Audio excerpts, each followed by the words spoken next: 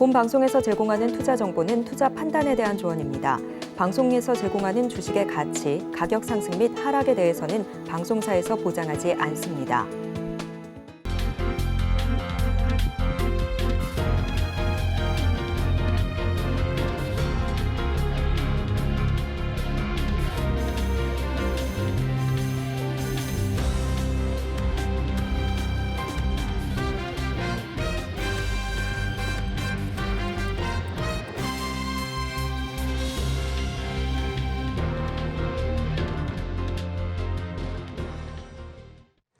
시청자 여러분 안녕하세요. 오늘을 돌아보고 내일을 준비하는 오늘장 내일장 1부 진행의 백선혜입니다.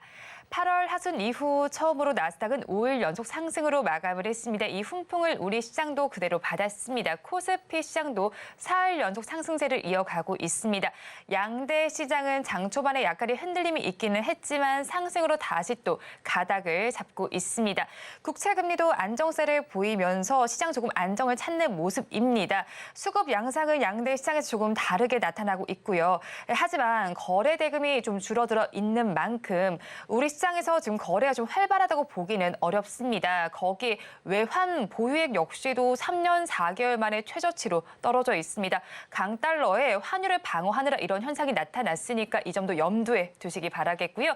또 현재 시간으로 오늘은 미국에서 고용 보고서가 발표됩니다. 저희 방송과 함께 하시면서 이 점까지 꼼꼼하게 체크를 해보시기 바랍니다. 저희 방송은 유튜브를 통해서도 보실 수 있습니다. 유튜브 검색창에 서울경제TV라고 검색하시면 저희 방송과 함께 하실 수 있으니까요. 실시간 채팅에도 많이 참여를 해주시기 바랍니다. 11월 3일 금요일입니다. 오늘장 내일장 1부는 이 시각 보도본부로 시작하겠습니다. 앞서서 살펴보셨던 헤드라인 중에서 3가지를 골라서 심층적으로 다뤄보겠습니다. 오늘은 보도국의 서지은 기자와 함께합니다. 어서 오세요. 안녕하세요. 네, 첫 소식부터 알아보겠습니다. 네이버가 오늘 실적을 발표했습니다. 3분기 실적이 나왔는데 어떻게 나왔을까요? 네, 네이버는 올해 3분기 영업이익이 3,802억 원으로 작년 동기 대비 15.1% 증가했다고 오늘 공시했습니다. 같은 기간 매출은 2조 4,453억 원, 순이익은 3,562억 원으로 각각 18.9%, 53.8% 늘었습니다.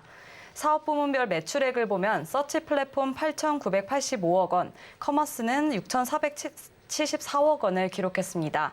이어 핀테크는 3,408억 원, 콘텐츠는 4,349억 원, 클라우드는 1,236억 원의 매출을 기록했습니다. 이 커머스와 콘텐츠 부분이 눈에 띕니다. 얼마나 성장했나요? 네, 커머스 부분의 매출 성장이 눈에 띄는데요. 지난해 동기 대비 41.3% 늘었습니다. 특히 중개 판매 매출이 브랜드 스토어, 여행, 크림의 거래액 성장과 포시마크 인수 편입 효과로 매출이 2배 이상 확대됐습니다. 콘텐츠 매출도 크게 늘었는데요. 작년 동기보다 39.5% 증가했으며 글로벌 웹툰 통합 거래액은 같은 기간 5% 증가했습니다. 핀테크 매출액은 지난해 3분기보다 15.1% 증가했는데요. 네이버페이 결제액은 15조 2천억 원으로 작년 대비 22.5% 늘었습니다. 오프라인 결제액 역시 삼성페이 결제 기능 추가와 예약 주문 결제의 성장으로 같은 기간 2배 수준으로 늘어난 1조 7천억 원을 기록했습니다. 네, 다음 소식 살펴보겠습니다. 롯데 홈쇼핑이 ESG 경영 강화에 나서는 모습입니다. 처음으로 ESG 슬로건을 발표했죠. 네, 롯데홈쇼핑이 첫 ESG 경영 슬로건 오늘 실천하면 달리자는 내일을 공표했습니다. 이 슬로건은 앞으로 대내외 ESG 활동에 활용될 예정입니다. 또 이달 중 롯데홈쇼핑 친환경 테이프 디자인에도 적용해 소비자들에게 ES 메시지를 전달할 계획입니다. 슬로건 선포식에서는 ESG 경영 선포 2주년을 기념해 ESG 문화 정착을 위한 행사도 병행됐는데요. 김재겸 대표 등 임직원 30명은 한강공원에서 생활 쓰레기를 줍는 등 1시간 동안 약 1km에 이르는 구간의 정화 활동을 진행했습니다. 네, 그러면 롯데홈쇼핑이 ESG 경영과 관련해서 어떤 사업을 진행할 계획인 건가요? 네, 롯데홈쇼핑은 슬로건과 함께 환경, 나눔, 공존 세 분야의 추진 사업도 공개했는데요.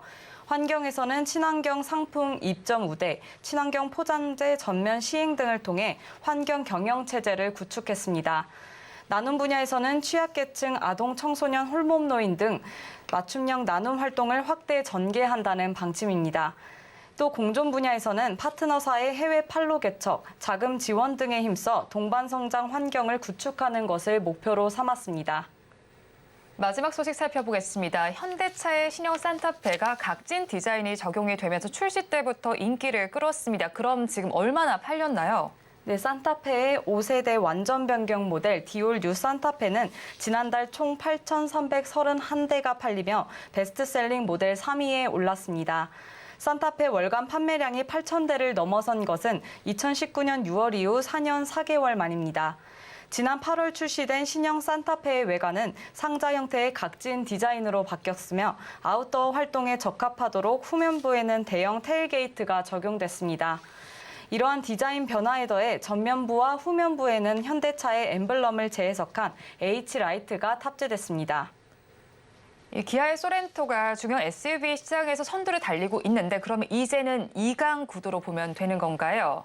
네, 산타페와 소렌토가 판매량에서 엎치락 뒤치락하던 2강 구도가 3년 만에 다시 나타나는 양상입니다. 현대차의 대표 SUV인 산타페는 5세대 모델 출시 직후인 2018년과 2019년 각각 10만 7,202대, 8만 6,198대가 팔리며 소렌토를 크게 앞질렀었는데요. 하지만 2020년 4세대 소렌토 출시 이후 상황은 역전됐습니다. 이후 산타페는 소렌토에 매년 2만 5천 대 이상 뒤처지는 판매량이 나왔고 특히 지난해에는 2만 8,705대가 팔려 소렌토 판매량의 절반에도 못 미치는 굴욕을 겪은 바 있습니다. 이어 현대차는 지난 8월 신형 산타페를 출시하며 승부수를 걸었는데요. 5세대 신모델 출시는 2018년 이후 5년 만입니다. 기아도 같은 달 4세대 소렌토의 상품성 개선 모델 더 뉴 소렌토를 출시하며 중형 SUV 2강 구도의 가속도가 붙는 모습입니다. 네, 오늘 이 시각 보도본부에서는 네이버의 실적부터 산타페 판매량까지 전해드렸습니다. 보도국 서지은 기자와 함께했습니다. 오늘 말씀 고맙습니다. 계속해서 시황센터 연결해서 이 시각 시장 상황 알아보겠습니다. 최유정 캐스터가 준비하고 있습니다. 시황센터 최유정입니다. 아름다운 한 주의 마무리를 향해 달려가는 우리 시장입니다. 간밤 미국에서는 실업수당 청구 건수가 발표됐는데요. 전주 대비 5천 건이나 증가하면서 7주 만에 최고치를 기록했습니다. 이 같은 결과는 긴축 불안감을 해소하는 데 또 한 번 일조했는데요. 게다가 그동안 하방 압력을 가해왔던 국채금리도 큰 폭으로 하락하면서 뉴욕 증시는 3대 지수 모두 강세로 장을 마쳤습니다. 오늘 우리 시장도 이 같은 영향을 받아 강세로 출발을 했는데요. 하지만 일부 2차 전지 양극재 관련주가 반락하면서 코스닥은 장중 하락 전환하기도 했습니다. 하지만 SK이노베이션의 어닝 서프라이즈로 인해 2차 전지 관련주 투심이 살아나면서 코스닥 다시 오름세 보이고 있는데요. 현재 0.8% 오름세 보이고 있고요. 코스닥은 1%가량 강세 보이고 있습니다. 그렇다면 보다 자세한 지수 상황 코스피 먼저 살펴보도록 하겠습니다. 오늘 코스피 업종별로 살펴보면요. 일부 종목 간혹 파란불 켜내고 있긴 하지만 대부분 견조한 흐름입니다. 경기 방어주 성격의 보험 업종이 약보합권 흐름 이어나가고 있고요. 오늘 시가총액 상위 종목도 흐름이 양호합니다. 특히나 네이버가 3분기 역대 최대 매출과 영업이익을 기록했죠. 게다가 생성형 AI 이슈 속에 오늘 네이버와 카카오 강세 보이고 있습니다. 오늘 지수 살펴보면요. 코스피는 2,365선에서 시작해 장중한 때 2,353선까지 내려가기도 했는데요. 현재는 1% 가까운 오름세로 2,365포인트 지나가는 모습입니다. 이어서 수급도 살펴보도록 하겠습니다. 환율과 금리 부담 완화에 오늘 외국인과 기관 동반 매수세 들어오고 있습니다. 장 초반에는 개인만이 매수세 보였는데요. 장중 이렇게 기관과 외국인이 매수세 들어오면서 현재 기관은 1,297억 원 담아내고 있고요. 외국인은 1,000억 원 가까이 매수세 보이고 있습니다. 오늘 개인만이 2,000억 원 넘게 팔아내는 모습이네요. 이어서 코스닥도 살펴보도록 하겠습니다. 코스닥 역시나 대부분의 업종이 양호한 흐름 보이고 있습니다. 게다가 코난 테크놀로지가 오늘 급등세 보이면서 IT 소프트웨어 서비스 업종 강세를 보이고 있는 모습입니다. 오늘 코스닥은요 779선에서 시작해 장중한 때 768선까지 내려가기도 했는데요. 이내 곧바로 오름세로 전환하면서 현재 1% 가까운 780포인트 지나가는 모습입니다. 이어서 스굽도 한번 살펴볼까요? 코스피와는 반대되는 흐름이죠. 개인만이 매수세 보여주고 있는데요. 오늘 개인은 제조업 쪽에서 강한 매수세 이어나가면서 2,122억 원 매수세 보이고 있고요. 기관은 800억 원 넘게 덜어내고 있고요. 외국인 역시 1,400억 원 가까이 매도 흐름 이어나가는 모습입니다. 이어서 섹터별 흐름도 한번 살펴볼까요? 먼저 상승하는 섹터 AI 챗봇 관련주입니다. 네이버가 생성형 AI 모델을 기반으로 사업 확대 지침을 밝히면서 오늘 관련주 강세 보이고 있습니다. 네이버 최수연 대표는 자사의 생성용 AI 모델을 기반으로 클라우드 인프라와 서비스형 소프트웨어 시장에서의 사업 확대에 집중하겠다고 밝혔습니다. 이 같은 소식이 오늘 관련주 빨간불 켜내고 있는데요. 살펴보겠습니다. 오늘 코난 테크놀로지 현재 28%대 오름세 보이고 있습니다. 33,900원에 거래가 되고 있고요. 이어서는요. 바이브 컴퍼니도 강합니다. 오늘 15%대까지 오름세 보여줬는데요. 현재는 상승폭 일부 줄여가면서 12%대 강세 보이면서 6,770원에 거래가 되고 있습니다. 이어서 하락하는 섹터도 살펴보도록 하겠습니다. 오늘 대부분의 섹터가 견조한 흐름을 보이고 있습니다. 따라서 하락하는 섹터가 많지는 않은데요. 그중에서 오늘 비만 치료제 관련주, 치매 치료제 관련주가 오늘 하락세 보이고 있습니다. 그중에서 치매 관련주가 오늘 하락폭이 조금 더 큰데요. 관련주 살펴보도록 하겠습니다. 먼저 인벤티지랩은요. 현재 7.41% 약세 흐름 보이고 있는데요. 마이크로 플루이딕 기술로 장기 지속형 주사제를 개발하면서 강세를 보였죠. 하지만 오늘은 7%대 약세 흐름 이어나가면서 15,630원에 거래가 되고 있습니다. 이어서 신신제약인데요. 중국 제약사 시노팜과 전자상거래 공급 계약 소식을 하면서 급등세 보인 바 있는데요. 오늘은 9%대 약세 흐름 가져가면서 6,380원에 거래가 되고 있습니다.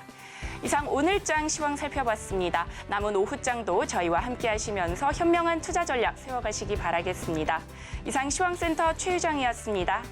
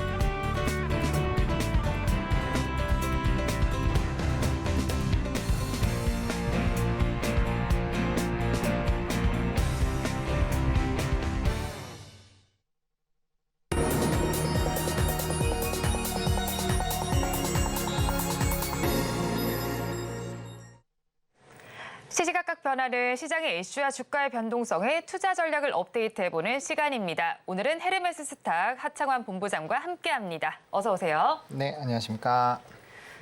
본부장님과 이야기 나눠볼 뉴스 화면을 통해서 살펴보겠습니다. 오늘의 뉴스입니다. 서울경제신문에서 발췌한 내용입니다. 지난달 18일 영풍재즈는 개장 직후 매도 물량이 대거 쏟아지며 하한가에 진입했습니다. 이에 금융위원회와 금융감독원, 한국거래소는 19일부터 영풍재즈의 매매 거래를 정지했다가 26일부터 재개했는데요. 한편 키움증권의 미수금 손실 규모는 현재까지 4천억 원 안팎에 달할 전망입니다.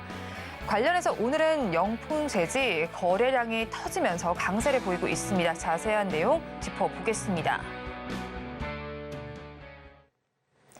영풍재즈의 하한가 사태가 일단락되기는 했습니다. 개인 투자자들이 하한가 따라잡기에 나서는 모습이 나타나고 있는 상황입니다. 장중에 지금 살펴보니까 16%대까지도 급등하는 모습이 나타나기도 했어요. 일단 그러면 영풍재즈 사태의 시발점부터 알아봐야겠네요. 네, 일단 뭐 아시는 것처럼 이제 증거금 제도를 좀 활용을 한 거죠. 미수 거래를 바탕으로. 이제 영풍재즈가 지금은 뭐 신용 100%로 돼야 이제 증거금 100%로 거래가 되지만 그 이전까지만 해도 키움증권에서 이제 증거금 40%로 좀 가능을 했습니다. 그러면 사실상 소액으로도 굉장히 많은 이제 거래를 할 수가 있는 상황인데 이게 또 미수 거래에서도 이제 키움 같은 경우는 뭐 사람마다 좀 차이는 있겠지만 어쨌든 네. 이 레버리지 비율이 조금 달라요. 그 이제 뭐 스펙트럼 제도에 따라서 그래서 그런 부분들이 아마 좀 추가적으로 더 영향을 준 것이 아닌가라고 보고 있고 어쨌든 계좌 거의 100개가 넘어갔다라고 합니다. 그래서 미수 같은 경우는 2거래일 정도의 시간이 있기 때문에 일단은 계속 돌려가면서 사고 팔고 하면은 이제 계속적으로 올릴 수 있죠. 이런 방식이 어떻게 보면 좀 영화의 작전 아마 다들 아실 텐데 네. 그런 부분과 좀 유사하다라고 보시면 좋을 것 같고요. 이렇게 이제 하루에 뭐 조금씩 계속 올리면서 워낙 계좌가 많으니까 차곡차곡 좀 올랐다라고 보시면 좋을 것 같습니다. 네, 차곡차곡 올라가다가 지금 하한가 사태를 좀 장기적으로 맞이했습니다. 뭐 최장기간이었잖아요. 그런데 영풍재즈가 상장한 이후로도 한 번도 이제 리포트가 나온 적도 없었고 12배속 오르는 동안도 리포트가 전무했습니다. 그런 만큼 아무래도 좀 주가 조작 의혹의 중심점에 있지 않았나 싶기도 하거든요. 그렇다면 일단 이 영풍재즈 본업단에 보면은 이 기업은 어떤 기업인가요? 뭐 이제 사업의 이제 뭐 분기 보고서나 이제 사업 보고서를 보시면 이제 제지업을 하고 있는 회사입니다. 그러니까 뭐 제지업에서 아예 뭐 전반적인 그 업계 내에서 뭐 이렇게 지분이 떨어진다거나 아니면 뭐 실적이 안 나온다거나 그런 회사는 아닌데 사실 그거에 비해서는 정말 말도 안 되게 올라갔죠. 왜냐면 사실 본업 굉장히 튼튼한 자동차 같은 뭐 현대차, 기아차 실적 엄청나게 잘 나오는데도 네. 사실 주가 못 움직이잖아요. 근데 이 회사 같은 경우는 아시겠지만 뭐 PER로 봐도 PR은 500%가 넘게 됐고요. 뭐 PBR로 봐도 12배가 넘게 조금 상승률이 나오니까 사실 이제 재무적으로 봤을 때는 좀 말도 안 되는 상황까지 올라갔다라는 부분이고 이게 왜 시장에서 조금 주목을 받지 못하냐면 우리가 이전에도 한 6개 정도 CFD 거래에서 문제가 생겼었던 그런 것들을 확인하시는데 이게 이제 52주 신고가를 이렇게 체크를 해봐서 보시는 분들은 보실 수는 있어요. 근데 네. 이게 계속 올라가니까 근데 그 기업들이 사실상 이렇게 본업적인 부분에서 뭐 굉장히 안 좋거나 그런 건 아니거든요. 그러니까 긴가민가한 거예요. 올라가긴 하는데 네. 일단은 이게 계속 올라가니까 거래량도 없고 하니까 이제 뭐 특징주로도 안 잡히고 그다음에 뭐 이런 여러 가지 거래 쏠림에 나타나는 이런 보는 이 부분들이 증권사마다 다 있는데 그런데도 전혀 포착이 안 되거든요. 그러니까 이제 특정한 조건으로 검색을 한다거나 52주 신고가 이런 부분으로 체크를 하지 않으면 이게 체크가 불가능하다라는 거죠. 그러니까 아는 사람은 소수고 사실 모르는 사람이 거의 99%라고 보시면 되기 때문에 그러니까 이제 좀 이슈도 덜 되는 부분들이 좀 있지 않나라고 보고 있는 상황입니다. 이렇게 주가가 오르는 동안에도 사실 저희 관심이 좀 없었기 때문에 좀 그렇죠. 알아차린 사람이 적었다 이런 의미로 해석을 해보면 되겠네요. 그렇다면 모회사인 대한금속도 좀 살펴보겠습니다. 그래도 영풍재즈보다는 하한가지 좀 빨리 벗어났다고 봐야겠죠. 그래도 주가가 오늘도 지금 7%대 하락률 보여주면서 변동성이 나타나고 있거든요. 이 대한금속 주가에 대한 평가는 어떻게 하시나요? 사실 이제 조금 더 빠르게 끝난 이유는 일단 담보 여러 물건이 있었다라고 보시면 좋을 것 같고, 게다가 이제 또 이 상환을 하기 위해서 제3자 배정 유상증자까지 진행을 했잖아요. 그러면은 여기선 여러 가지로 조금 이제 시나리오를 좀 그려볼 수가 있는데, 일단은 이런 상황에서도 3자 배정 유상증자를 한다라는 거는 이 회사가 가지고 있는 가치보다는 너무 과하게 떨어진 부분들이 있으니까 뭐 이런 3자 배정을 좀 하지 않았나라는 그런 시각도 있는 상황이고요. 또 이제 여러 물건들이 이제 지분을 갖고 있는 걸 팔다 보니까 그 금액들을 어느 정도 반대 매매에 대한 일정 부분들은 좀 해소가 되는 부분이어서 키움보다는 조금 더 키움이나 이제 영풍지지가 제일 크죠. 영풍지지만큼은 하락이 안 나왔다라고 보시면 좋지 않을까라는 생각입니다. 그래서 위험을 관리할 수 있는 부분이 있었기 때문에 그만큼의 하락은 안 나왔다는 걸로 해석이 됩니다. 앞서서 말씀해 주신 것처럼 키움증권 역시도 지금 손실이 4천억 원 정도에 달할 것으로 보입니다. 오늘 시장에서는 그래도 한 4% 가까이 반등을 해주는 모습이 나오기도 하지만 과거에 또 라더견 사태까지 물리기도 하면서 위험성 관리에 좀 문제가 있는 것 아니냐라는 지적이 나오기도 하거든요. 그렇다면 이 키움증권 지금 보유하신 분들께서 어떻게 해야 되는 건가요? 사실 이게 제일 조금 아마 보유하고 계신 분들 좀 화날 수가 있는 게 이 사태가 딱 이제 키움증권에서 이제 주주 환원 정책 굉장히 강하게 하겠다. 뭐 이제 주식 전량 소각하고 이제 대규모로 주주 환원 정책을 하겠다라고 밝히고 한 2주 정도 지났을 때, 이게 이제 발표가 11일 날 그 발표가 나서 주가가 급등이 나왔는데, 이 이제 영풍제지와 대한금속 사태가 20일에 터졌어요. 그러니까 사실상 그렇게 큰 그게 없었고, 또 그 이 직전에 바로 대량 거래를 통한 급등이 나왔기 때문에 아마 대응을 못 하신 분들이 좀 상당히 많지 않을까 싶습니다. 근데 일단 중요한 거는 키움증권에서 실질적으로 이 주주 환원 정책을 정말 진행을 할 것이냐, 이게 핵심이고요. 일단은 키움증권에서 발표했었던 20일 기준으로 이제 4,943억 원의 규모의 이제 미수금을 발생을 했다라는 부분이고, 이 금액보다는 사실 이제 6번 하한가가 나왔지만 더 크지는 않은 것으로 지금 추정이 되고 있다라고 기사들이 나오고 있거든요. 그렇기 때문에 이거보다 뭐 훨씬 더 과하게 뭐 6천억, 7천억 넘어갔으면 주가가 더 빠질 텐데, 일단은 조금 더 이제 넓게 잡아 놓은 것에서 일단 그 규모 자체가 넘어서지는 않았기 때문에 그런 부분에서는 오히려 좀 반대에 대한 이제 움직임은 나타날 수가 있다. 그래서 핵심은 주주 환원 정책이 어떻게 진행되는지를 보셔야 되고, 또 주식을 하시는 분들은 다들 아시겠지만 이게 대규모 갭들이 만들어지면 그걸 좀 메우는 흐름들은 나타나긴 하거든요. 근데 사실상 저는 그런 것들을 노려서 지금 접근하시기에는 좀 많이 리스키하다. 지금 사실 시장도 이제 조금씩 반등이 나와주고 있고 충분히 낙폭과대해서 실적 좋은 기업들도 많은데, 굳이 이런 좀 리스크를 안고 해당 기업에서 좀 매매를 하실 필요가 있는가라는 부분은 있고요. 기보유자 분들께서도 일단은 지금 그 예상을 했었던 것보다는 규모가 조금은 낮게 나왔기 때문에 그 부분에서 일단 조금은 관망을 하시면서 좀 추이를 지켜보실 필요는 있지 않을까라는 생각입니다. 뭐 당연히 신규 접근하는 건 아니겠지만, 그리고 가지고 계신 분들께서는 지금 관망하는 것이 좋겠네요. 뭐 주주 환원 정책도 바라보고 하면서 그쵸. 관망하는 자세를 취하면 좋겠는데, 사실 하한가 따라잡기 자체가 위험한 거잖아요, 본부장님. 네네네. 그런 만큼 이제 하한가 이런 쪽 따라잡기 말고 저희 좀 바라볼 만한 종목, 탑픽 종목 어떻게 보실까요?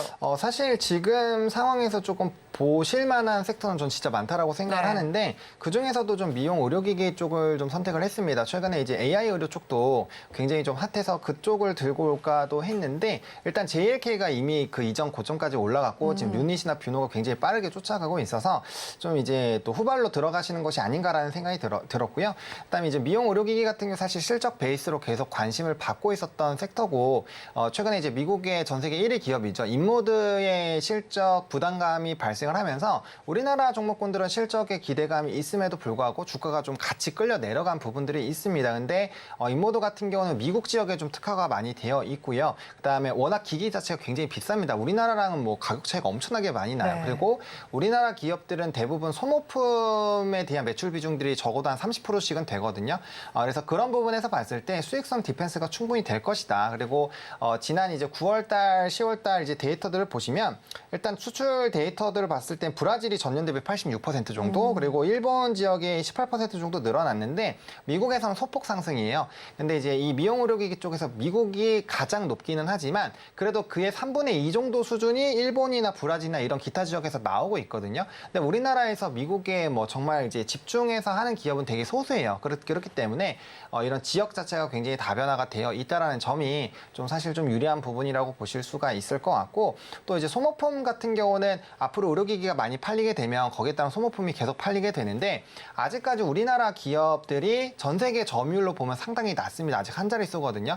근데 이전에도 비슷한 상황이 이제 보툴리늄 톡신이 보톡스 쪽이 정말 미용 의료기기와 유사한 흐름으로 갔었거든요. 똑같은 네. PER에 대한 평가들, 똑같은 점유율에서의 이거 계속 성장할 수 있냐 이런 부분들이 있었지만 PER 20배에서 50배까지 굉장히 크게 성장을 했었습니다. 근데 우리나라가 뭐 이런 미용 의료기기뿐만 아니라 뭐 방산이라든지 기타 부분에서도 보시면 정말 가격 대비 성능이 뛰어나잖아요. 그래서 그런 부분에서 봤을 때 앞으로 점유율은 높아지지 않을까라고 보고 있고요. 그렇게 봤을 때는 이제 주요 지역들이 넓어지고 앞으로 소모품에 대한 판매 비중이 높은 상태인데 앞으로 이제 기기 판매에 따른 소모품이 더 늘어난다라고 한다면 아마 52주 신고가를 다시 재갱신하는 이런 움직임들이 나타날 수 있지 않을까라고 보고 있고요. 저는 치아나 피부 미용 막 이런 쪽 있잖아요. 네. 나이 들어가면서도 계속 챙길 수밖에 없는 이런 쪽은 앞으로 더 커지면 시장이 커졌지 사실 좀 줄어들지는 않을 거라고 생각을 하고 있고요. 또 4분기가 성수기죠. 아무래도 이제 방학 시즌도 있고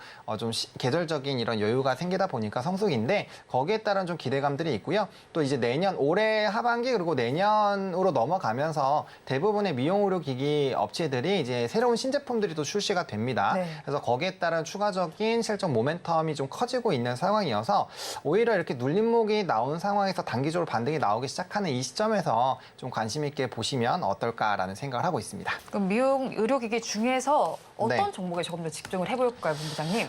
사실 대부분의 차트 흐름들이 비슷하고요. 네. 대부분의 스토리가 비슷하기는 한데 저는 그중에서 좀 비올을 선택을 했습니다. 일단 비올 같은 경우가 이제 이 앞서 말씀드렸던 소모품 부분에서 자체 조달을 하고 있다라고 해요. 그러다 네. 보니까 원가를 좀 조정하기에는 상대적으로 좀 유리하지 않을까라고 보여지고 있고 지금 이제 상반기 쪽으로 봤을 때는 이 소모품 비중이 한 29%인데 증권사 리포트들 좀 살펴보시면 이게 뭐 내년 후년 넘어가면서 사실 30% 중후반까지 좀 확대가 되는 상황이거든요.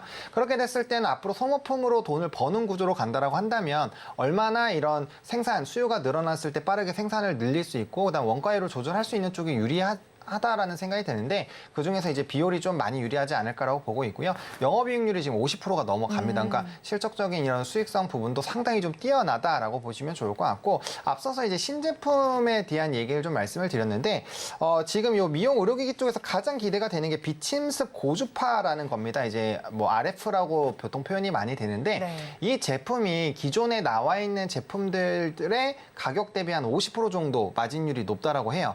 근데 이제 이 부분을 준비를 하고 있고요. 또 신제품이 4년 만에 출시가 되는데 지금 이제 초음파 쪽도 같이 진행을 합니다. 그러니까 초음파라든지 비침습 같은 경우는 뭐 제이시스 메디칼이라든지 네. 이런 기타 종목군들도 상당히 조금 기대가 되고 있는 상황이거든요. 그래서 이게 이제 FDA 승인까지 통과가 되면서 미국 지역에 진출이 되는 이런 흐름들이 나타나게 됐을 때 추가적인 포트폴리오가 상당히 좀 좋아질 수 있다라는 부분에서 봤을 때 좀 기대를 해보셔도 괜찮지 않을까라고 보고 있는 그런 상황입니다. 네, 탑픽 정보로 비율 짚어주셨고요. 그럼 저희 가격 전략은 어떻게 잡아갈까요? 네, 가격 전략 같은 경우 오늘 장중에 좀 불을 뿜기는 했습니다만 뭐 조금 눌렸죠. 왜냐하면 단기간으로 보면 한 20%가 또 올랐기 때문에 그래서 매수가 같은 경우는 6,700원 라인부터 7,100원까지로 좀 보고 있습니다. 요 라인이 지금 이전에 신고가 찍기 직전에 이 단기 박스권 라인이고요. 그다음에 또 하방이 나온 이후에 그 이제 가격을 지지가 나왔던 라인이거든요. 그래서 해당 라인에서 좀 매수를 해보신다면 충분히 조금 이제 매물대에 따른 지지를 받을 수 있다라고 보여지고 있고요. 목표가는 1차로 8,000원 보고 있는 상황인데 사실상 그 인모드발 모멘텀에서의 좀 턴만 나와도 뭐 전고점까지는 빠르게 테스트를 할 수가 있습니다. 그래서 지금 시장이 애플이라든지 뭐 엔비디아 실적 특히나 이제 21일 쪽까지는 좀 봐야 되기 때문에 그런 것들 확인하시기 전까지는 한 8,000원까지 보시면 좋을 것 같고요. 그런 부분에서 좀 증시의 반등 기조가 더 강해진다라고 한다면 충분히 전고점 이상에서의 이제 우상향을 조금 더 기대를 해보셔도 좋을 것 같고 손절 라인 같은 경우는 5,400원으로 잡기는 했습니다만 만약 단기적으로 해당 가격 라인까지 빠진다라고 한다면 손절보다는 2차 매수로 대응을 하셔도 충분히 괜찮은 성장 산업 섹터다라고 좀 정리를 드리고 싶습니다. 네, 비율 가격 전략까지 전해드렸으니까 투자 의견에 참고를 해보시기 바랍니다. 지금까지 헤르메스 스타 가차관 본부장과 함께했습니다. 오늘 말씀도 고맙습니다. 네, 감사합니다.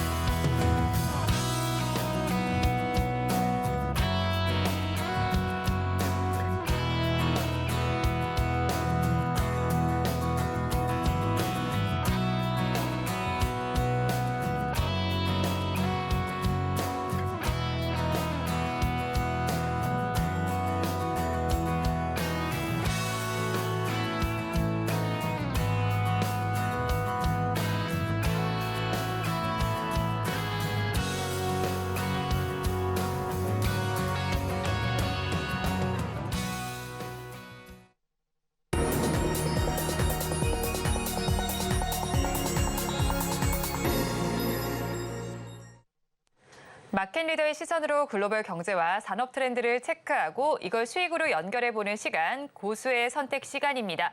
오늘은 정치와 경제를 아우르는 한치호 평론가와 함께합니다. 어서 오세요. 네, 안녕하세요. 평론가님과 이야기 나눠볼 주제 화면을 통해서 확인해 보겠습니다. 오늘의 주제입니다. 아시아나항공의 화물사업 매각 소식 저희가 어제 전해드렸는데요. 그러면 우리나라에 매각 캐리어가 탄생할지 이 내용에 대해서 자세하게 다뤄보겠습니다. 네, 어제 아시아나항공의 화물사업 매각이 의결이 된 것으로 나왔습니다. 이에 대한항공은 이번 아시아나 이사회 결정이 기업 결합 심사 과정에서 긍정적인 모멘텀이 될 것이라고 확신을 했습니다. 그러면 기업 확정 과정에서 앞으로 남은 절차는 어떤 게 있을까요? 요즘에 메가가 아주 난립니다. 네. 뭐 김포에서 수도권 메가, 뭐 영호남권 뭐 메가시티 난리인데 이제 메가 캐리 이제 이야기 나는데 이제 EU에다 최종 보완 서류를 제출해야 되겠죠. 네. 원래 진작 냈어야 되는데 조금 연기를 받은 것 같고요. 이번에 그 이사회에서 결의가 되면서 그 EU의 최종 보완 서류를 제출하는데. 내년 1월쯤, 1월 초쯤 아마 승인될 것으로 예상을 좀 네. 하고 있습니다. 잘 보시면 아시겠지만 그 EU에서 요구했던 보완 사항을 전부 다 지금 이번에 충족을 다 시켜줬어요. 시켜줬기 때문에 EU에서 승인되는 것은 거의 뭐 기정사실화 됐다. 왜냐하면 EU가 거절한 이제 명분을 상실했던 거죠. 네. 이것 때문에 안 된다, 저것 때문에 안 된다 했는데 됐고요.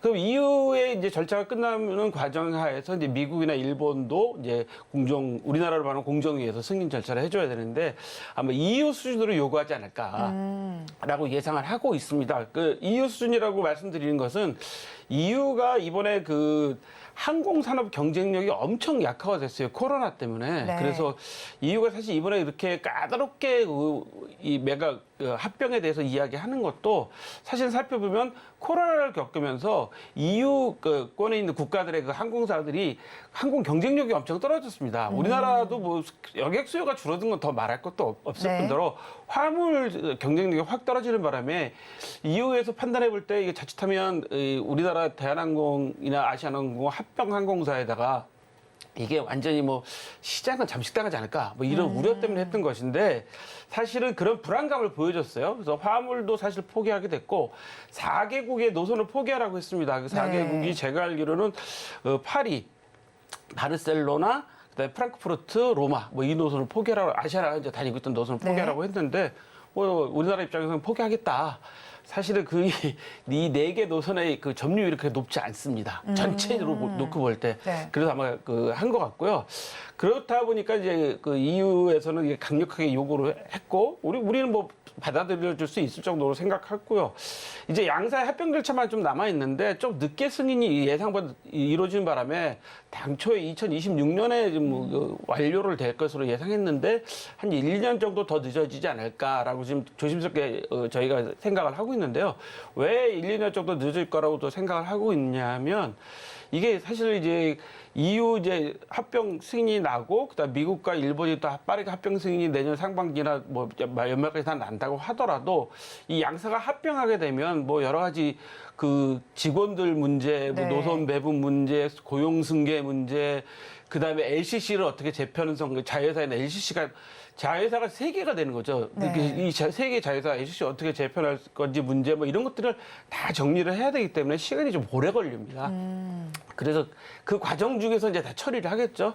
그래서 한 2026년이 목표로 현재 되어 있긴 하지만 저는 한 1, 2년 정도 더 걸리지 않을까. 뭐 길게 잡으면 2028년, 좀 또 빠르게 잡으면 한 2027년 상반기 뭐 이때쯤 완료되지 않을까라고 생각하고 있습니다. 네, 뭐 EU의 요구안을 좀 수용하면서 합병이 조금 더 가시화가 되고 있는 것 같은데 미국과 일본 역시도 EU와 비슷한 수준을 요구할 것으로 보입니다. 그래도 합병 계획보단 한 1, 2년 정도 미뤄질 것이다라고 정리를 해주셨는데요. 그런데 이렇게 화물사업을 분리 매각하면서 반쪽짜리 합병이다라는 지적도 나오고 있습니다. 이 부분에 대해서는 어떻게 생각을 하시나요? 제가 이렇게 들었을 때도 뭐 4개 포기하고 뭐 화물도 포기하고 하니까 다 포기하는 기분이 좀 들거든요. 그거는 이제 사실 항공산업 전반을 잘 이해를 못 하시는 분들이 하시는 생각이고 네. 우리 보통 일반적으로 보는 것이 저도 뭐 제가 항공업을 오랫동안 했던 사람이 아니라서 네.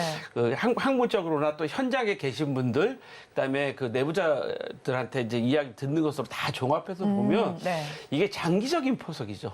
5년이나 10년, 특히 항공산업이라는 게 하루아침에 될 수가 있는 게 아니지 않습니까? 네. 우리가 예를 들어 공항을 만든다 그러면 공항 건설하는데 얼마 걸릴까요? 인천공항이 지금 완공됐을까요? 아직도 네.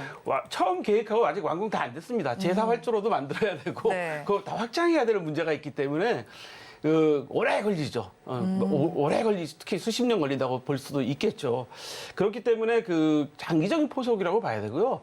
그 일보 후퇴와 양보는 앞으로 5년, 10년 후에 100보 전진을 위한 것이라고 이해를 하셔야 될 것 같습니다. 그리고 우리나라도 이제 앞으로 항공산업의 방향성을 잘 검토해 봐야 될 게 세계 경제가 어떤 방향으로 흘러갈 것이냐. 지금 예를 들어 유럽 노선을 가는 항공기들이 시간이 한두 시간 더 걸리고 있죠. 왜 그럴까요? 우크라이나 전쟁 때문에 네. 거기를 피해 간단 말이죠. 그럼 더 걸리게 되고, 만약에 우크라이나 전쟁이 끝나면 그 우크라이나 상공을 지나가게 되면 시간이 한두 시간 또 단축돼요. 그러면 단축되면 뭐가 단축되죠? 항공유나 뭐 여러 가지 경제적인 점이 달라지잖아요. 네. 또 지금 이스라엘하고 하마스하고 전쟁하니까 또 그쪽도 피해가게 되면 뭐 여러 가지 이런 문제들이 항공산업이 세계 경제하고 영향받는 게 무시무시하게 많습니다. 네. 거기다가 그다음에 산업 발전이 또 달라지고 있죠. 우리가 지금 이제 전기 항공기도 띄우고 그러다고 하고 있는 이런 네. 시대이기 때문에 항공산업이 어떻게 가야 될지 모르는 것이고, 또 항공산업이 A380이란 대형 기종을 가지고 와서 이제는 대형으로 한다고 그랬는데 A380은 지금 퇴출되고 있죠. 혹시 콩고드라는 여객기 들어보신 적 있으시죠? 네. 초음속 여객기. 그래서 뭐 파리하고 뉴욕을 1시간, 2시간이면 날아갈 수 있다 뭐 이렇게 했던데 콩고드도 사실은 퇴출됐어요. 그러니까 네. 이런 것들이 산업이 어떻게 발전하느냐에 따라서 항공산업도 엄청나게 달라질 수 있는 거죠. 그러니까 지금 같은 경우는 그 뭐 중장거리형 중형 비행기들이 오히려 환영받고, 지금 보잉 747도 거의 거의 이제 그 수명이 다 끝나고 네. 퇴출시키고 있는 이런 시대이기 때문에 이런 산업 발전이 어떻게 따르냐. 또 거기다가 코로나 팬데믹 때문에 우리가 겪었던 그 이동의 문제들, 그런 문제들을 우리가 생각해 보면 항공이 앞으로 어떻게 발전할지는 네. 아무것도 알 수 없고, 세계 산업이 어떻게 발전하느냐에 따라 달라지는 거죠. 특히 반도체를 배로 날른다는 소리는 못 들어보셨죠? 못 들은 것 같습니다. 그러니까요. 네. 그런 여러 가지 그런 정밀화되고 세계 경제나 산업이 어떻게 변화하느냐에 따라서 항공산업은 당연히 달라질 수밖에 없는 그런 상황이 되어 있고요. 오히려 더 우리나라 같은 경우는 이제 LCC가 이제 더 발전할 수 있는 계기도 될 겁니다. 네. 지금까지는 그 장거리 대형 항공사들은 장거리 노선 중심으로 했고, LCC들은 중거리나 이제 조금 중장거리까지 중거리까지 가는 그런 시대가 됐기 때문에 LCC 산업도 확실히 달라질 거고요. 아시다시피 지금 울릉도에 공항 만들고 있잖아요. 네. 울릉 공항이 생기면 50인승 정도의 항공기가 뜨고 내리면 울릉도 관광이 확 달라지겠죠. 예를 들어서 포항이나 강릉, 속초, 양양에서 가게 되면 뭐 금방 갈 수 있으니까 지금 배로 이동하는 거와는 전혀 또 다른 차원의 이야기가 네. 또 될 수 있는 거기 때문에 항공산업이 엄청나게 달라질 수 있는 부분들이 있습니다. 그래서 반쪽짜리 뭐 합병이다라고 말씀하시는 분들한테 말씀드리고 싶은 거는 약간 당장만 보고 하시는 말씀이고, 네. 5년, 10년 후에 우리나라 항공산업이 어떻게 발전될 것이냐는 네. 장기적으로 봐야 될 것이다. 우리가 LCC 생길 거라고는 아무도 예상하지 않았었잖아요. 네. 사실은 아시아나항공이 처음 생길 때만 해도 우리나라에 항공사가 2개나 필요해? 이렇게 또 반대 의견하시는 분들도 많았고, 네. 당시 군사정권이 뭐 특혜를 주는 거 아니냐 이런 말씀까지도 했는데 오히려 그게 더 아니었던 거죠. 그런 차원을 생각해 보면 또 달라지고요. 항공산업이라는 게 꼭 비행기가 여객으로 운송하거나 화물을 운송하는 것만 있지 않습니다. 뭐 지상 조업도 있고요. 네. 우리나라에 들어오는 외국 항공사의 지상 조업을 외국 항공사가 다 못하고 우리나라에 있는 지상 조업 회사들이 하거든요. 네. 그럼 지상 조업 회사들도 발전할 수 있고요. 여기에다 또 기내 면세점도 또 달라질 수 있는 네. 부분들이 있고, 그다음에 기내식 같은 부대 사업도 있습니다. 거기에 그것만 있는 게 아니라 MRO 항공기 정비 사업 같은 것들도 있고, 대한항공 같은 경우 요즘에 무인기 만든다는 이야기 들으셨잖아요. 네. 대한항공도 무인기 만들고 있거든요. 그렇게 되면 정비, MRO, 뭐 무인기, 기내식 분야가 너무나 다양하기 때문에 우리가 그 항공산업이란 걸 가지고 그냥 단순하게 내가 비행기 타고 해외여행 가거나 어디 이동을 하거나 아니면 화물을 보내거나 이렇게만 생각하실 문제가 아니라는 거죠. 이게 발전이 어마무시하게 되는 상황이기 때문에 이 항공산업에 대해서는 한 가지만 갖고 이야기하면 안 된다는 생각을 좀 갖고 있고요. 중요한 게 또 UAM 우리가 또 이야기 많이 하고 있잖아요. 네. 그래서 갑자기 대한항공, 아시아나항공 합병하다 왜 UAM이 나와? 근데 그것도 항공산업의 기반이 돼서 하는 거거든요. 그렇기 때문에 뭐 결코 다르지 않습니다. 결이. 그렇게 생각해 보면 아시다시피 지금 우리나라 공군에서 항공 우주사령부로 창설해갖고 지금 어떤 우주 기상도 지금 체크를 하고 있는 그런 상황이거든요. 네. 그런 것까지 다 생각해 보시면 이 아시아나하고 대한항공 합병은 단순하게 우리가 어떤 것을 놓고 간다, 뭐 포기한다 이런 차원이 아니라 우리 대한민국의 항공산업이 앞으로 50년, 뭐 30년, 50년, 100년 후에 어떻게 발전할 것이냐를 다시 한번 계획을 다시 세우고 세계 산업 발전과 그 경제 문제에 따라 다시 달라질 수 있다는 것을 정말 정밀하게 봐야 되는 시대가 됐습니다. 네, 단순하게 봐서는 안 되는 문제일 것 같은데 일단 사람들이 우려하는 부분은 알짜 사업을 매각하기 때문에 기업 가치가 떨어진다 이런 부분일 것 같습니다. 그렇다면 여기서 저희가 봐야 될 부분은 아시아나항공 내에서 매출에서 화물 사업이 좀 차지하는 비중이 어느 정도인지 좀 봐야 될 것 같습니다. 그러면 기업 합병 과정에서 앞으로도 추가 하락을 염두에 둬야 할까요? 그 알짜 산업이라고 많은 분들이 얘기하시는데요. 네. 알짜 산업은 이미 다 매각했죠.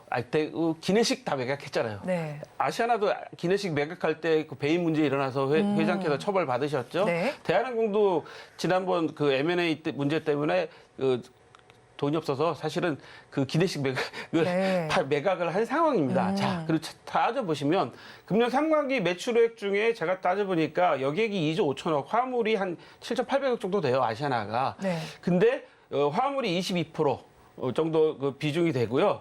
여객이 현재 상반기 매출로만 화물이 22%인데 작년에는 48%였어요. 이게 왜 그런 22% 48% 이게 왜 그러냐면 전체 이제 항공 운송과 관련된 그 사업 중에서 그 48%라는 게 코로나 때문에 네. 화물 사업이 더 커졌던 거죠. 그래서 22년도를 살펴보니까 제가 오기 전에 살펴보니까 여객이 한 2조 2천억, 화물이 3조였었는데 21년에는 여객이 8,200억, 화물이 3조 1천억이었어요. 그 코로나 때문에 여객은 거의 하지 못했고 그나마 우리나라 그 항공사들이 정말 우리나라 대한민국 사람들이 뭐 항공사뿐만 아니라 참 대단한 민족이라고 저는 생각하는 게 야, 이 상황에서 그러면 화물을 활성화시키자 그래서 오히려 화물 영업을 대한항공이나 아시아나 더 늘려놨기 때문에 네. 코로나 때는 항공사들이 사실 화물 때문에 유지할 수 있었던 겁니다. 그래서 화물 비중이 높아졌는데요. 저는 그 기업 가치가 그래서 기업 가치가 줄어드는 것보다는 네. 앞으로 아시아나 같은 경우는 그 투자 가치를 좀 잘 보셔야 될 것 같습니다. 아시아나하고 대한항공 합병됐을 때 어떤 부가가치가 더 일어날 것인지 네. 그런 것들을 잘 살펴보셔야 될 것 같고요. 우리 화물을 이게 볼 때도 제가 경험했던 거로 말씀드리면 코로나 이전에 네. 대한항공이 화물 지점을 4개를 없앤 적이 있어요. 네. 코로나 전에, 코로나 직전에. 그래서 제가 내부 임원한테 좀 여쭤봤습니다. 네. 아니 항공화물이 잘 된다는데 왜 화물 지점을 없애야 돼요? 그랬더니 네. 이런 이야기를 해주시더라고요. 당시만 해도 기재라고 하면 비행기입니다. 네. 비행기가 커지다 보니까 여객기가 커지다 보니까 여객이 갖고 가는 수화물은 한계가 있잖아요. 네. 그러다 보니까 그 화물 칸이 많이 비어요. 그래서 별도 화물기가 필요 없다. 네. 그리고 두 번째로 항공화물은 비싸다. 비싸기 때문에 비싸고 가격 변동성이 커서 네. 그렇게 많이 이용을 하지 않는다. 그래서 화물에 대해서 굳이 화물기를 띄워야 될 필요성이 있느냐라고까지 인식하고 있었어요. 아. 그런데 코로나가 터지면서 네. 이제 여객이 완전히 소위 말해서 여객은 쫄딱 망하고 그러다 보니까 그걸 대체할 수 있는 화물로 이제 확장했는데 네. 화물도 뭐 백신이나 뭐 이런 것들 많이 의약품 실어 나르고 반도체 이런 걸로 해서 많이 실어 나르는 거잖아요. 왜 반도체를 배로 실어 놨던 얘기는 한 번도 들어보신 적이 없을 텐데 아무튼 그렇다고 생각하면 화물의 중요성이나 여객의 중요성 어느 하나 다 네, 중요하죠. 중요하지 않은 네. 건 없겠지만 제일 중요하게 생각하는 건 뭐냐면 그 양사가 합침으로써 어느 정도 일정 부분 좀 포기해야 될 건 포기하고 오히려 더 5년 후, 10년 후, 30년 후 더 큰 걸 얻을 수 있다라고 생각하시면 좋을 것 같습니다. 양사의 합병 과정에서 뭐 단기적으로만 보지 말고 좀 중장기적으로 보자라는 의견이시네요. 그렇다면 양사가 합병을 하게 된다면 LCC 문제도 사실 있잖아요. 뭐 에어서울과 에어부산 그리고 진에어 그럼 판도가 좀 변하게 될까요? 제가 지난번에 방송 끝나고 한번 앵커님한테 그 말씀 드렸죠. 네. LCC나 항공 이 분야는 아시아나하고 대한항공의 합병이 끝나면 시장이 확 바뀔 거다라고 네. 한번 제가 여담으로 말씀드린 적이 있을 텐데 아마 그 적어도 세 개 회사는 그 뭔가 구조적이나 합병이 되겠죠. 그게 이 진에어나 에어서울이나 네. 에어 부산인데 여기서 우리가 이제 구조를 잘 보셔야 될 게 에어서울은 주로 아시아나에서 그 적자인 노선을 많이 운항을 했습니다. 단거리에. 네. 그다음에 에어부산은 부산을 기점으로 하고 있고 부산 상공회의소에서 부산 기업들이 지분을 가지고 있어요. 네. 그렇다면 에어부산에 대해서는 그 구조조정이 일어나거나 합병이 일어날 때 부산 상공회의소나 부산 기업의 의견을 들어야 되겠죠. 네. 거기에 따라 달라질 텐데 에어서울이나 진에어는 의견을 들을 필요가 없는 상황이 됐죠. 대주주들이 이렇게 합병을 시켜버리니까 네. 이 두 회사는 합병하지 않을까라는 게 아. 저의 조심스러운 네. 전망이고요. 에어부산은 아까 말씀드린 것처럼 부산 지역 상공인들의 의견에 따라서 네. 조금 달라질 수도 있을 수 있다라고 네. 좀 말씀드릴 것 같고요. 다만 이제 뭐냐 하면 에어부산은 이제 기점이 이제 부산이잖아요. 네. 진에어나 에어서울은 서울이잖아요. 네. 그러니까 좀 다르죠. 네. 그다음에 급여 체계도 좀 틀릴 겁니다. 그다음에 노선도 틀리고 기재도 좀 다르고 그다음에 그 직원들의 그 여러 가지 그 복리후생 체계도 좀 틀리기 때문에 그런 것들을 좀 이렇게 합병하는 그런 절차들이 좀 시간이 많이 걸릴 건데요.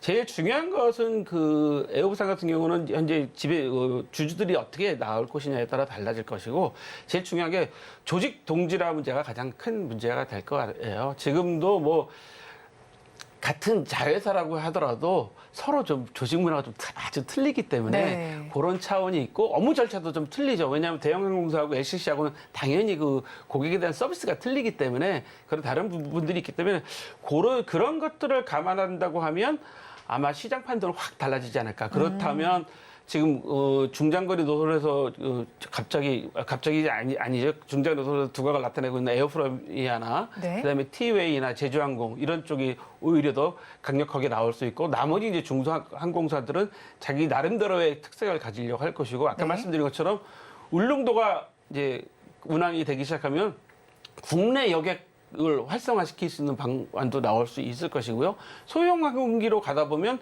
국내 장거리 노선도 갈 수 있는 그런 부분이 생기기 때문에 아마 그렇게 되면 육상 교통도 좀 확실히 좀 달라지겠죠. KTX 때문에 없어진 노선들도 많이 있잖아요. 네. 그렇게 되면 여러 가지 좀 달라질 수 있는 환경 변화가 어마어마하게 될 것이기 때문에 이것을 그림을 좀 잘 그려봐야 될 것 같습니다. 네, 일단 에어부산과 에어부산은 따로 그리고 네. 진에어 에어서울은 좀 이제 모아질 것으로 예. 예상이 되고 있는 건데요. 그렇다면 일단 양사가 합병이 되게 되면 메가 캐리어에 대한 기대감이 있습니다. 합병 시너지는 좀 어떻게 보실까요? 합병 시너지는 상당히 높을 겁니다. 왜냐하면 그 각 항공사마다 갖고 있는 특징이 있고 장점이 있잖아요. 네. 그렇기 때문에 그 장점을 모아서 잘 살리면 오히려 더 강력한 경쟁력을 가질 수 있는 항공사가 되기 때문에 특히 에어서울 같은 경우는 그 일본 노선 같은 경우는 소도시 많이 다닌단 말이죠. 네. 그게 강점이잖아요. 그런 강점을 가질 수 있기 때문에 오히려 더 경쟁력이 세진다. 뭐 이렇게 네. 보시면 될 것 같습니다. 네, 전반적으로 경쟁력이 더 높아질 것이라고 정리를 해주셨으니까 투자 의견을 한번 참고를 해보시면 좋겠습니다.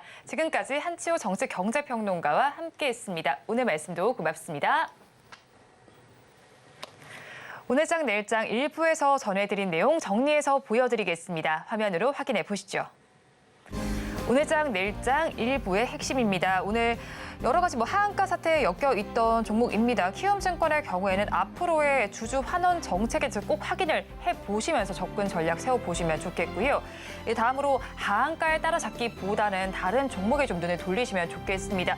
그중에서 미용 의료기기 섹터를 주목해 보시면 좋겠는데요. 그 안에서는 비율을 조금 더 집중해서 보시면 좋겠다는 의견을 주셨습니다. 마지막으로 아시아나항공과 대한항공의 합병 이슈와 관련된 이야기를 내봤습니다. 아시아나항공의 기업 가치는 오히려 올라갈 수도 있다는 점 염두에 두시기 바랍니다. 본 방송에서 제공하는 정보는 투자 판단에 대한 조언일 뿐 해당 주식의 가치와 수익률을 보장하지는 않습니다. 아울러 서울경제TV와 서울경제신문은 당사의 브랜드입니다. 최근 당사를 사측하는 피해 사례가 늘어나는 만큼 각별히 주의해 주시기 바랍니다. 오늘장 내일장 1부에서 준비한 순서는 여기까지입니다. 저희는 잠시 후 2부로 돌아오겠습니다.